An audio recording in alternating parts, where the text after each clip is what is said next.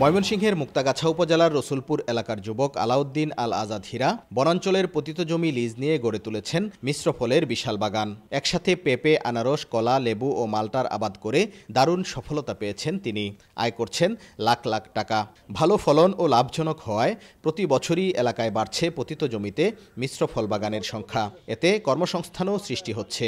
পুরোপুরি বিষমুক্ত ফল যাতে অন্যদেরকে খাওয়ার সুযোগ করে দিতে পারি, এরকম একটা আমার পরিকল্পনা নিয়ে কাজ করতেছি। আনারস লাগানো হয়েছে, আদা লাগাইছিলাম, পেঁপে করছি, কলা আছে, তারপর মাল্টা চারা লাগানো হয়েছে। এখান থেকে আমি কমপক্ষে 70-80 লাখ টাকা আমার আয় করতে পারবো, এ ধরনের একটা সম্ভাবনা আছে। আমাদের ফসলগুলো যে ওঠে, এটা উঠানোর পরে আমাদের এরকম ভালো কোনো বাজার পাই না আমরা। এখানে আশেপাশে যদি প্রসেসিং এর কোনো ফ্যাক্টরি থাকতো বা কারখানা থাকতো, তাহলে আমরা আরো ভালো দাম পেতাম।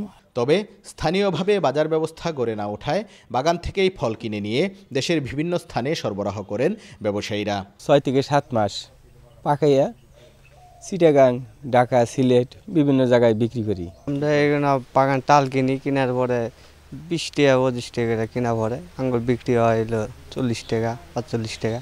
কৃষি কর্মকর্তারা বলছেন, পতিত জমির বাগান থেকে বছরে প্রায় 50 কোটি টাকার ফল বেচাকেনা হয়। এই ধরনের বাগানে অনেককে আমরা আনতেছি, উদ্বুদ্ধকরণ ভ্রমণের মাধ্যমে তাদেরকে শেখাচ্ছি, প্রশিক্ষণের মাধ্যমে তাদেরকে জানাচ্ছি, এবং এটা যদি আমরা সফল হতে পারি, আমরা আশা করি এই রকম উৎপাদন, বিশেষ করে আমরা 100 কোটি টাকার উপরে আমাদের উৎপাদন চলে যাবে। কৃষি বিভাগ জানায়, ময়মনসিংহে 1320 হেক্টর জমিতে ফলের বাগান রয়েছে। এর মধ্যে পরিকল্পিত ফলের বাগান আছে প্রায় 200। হারুনুর রশিদ, সময় সংবাদ, ময়মনসিংহ।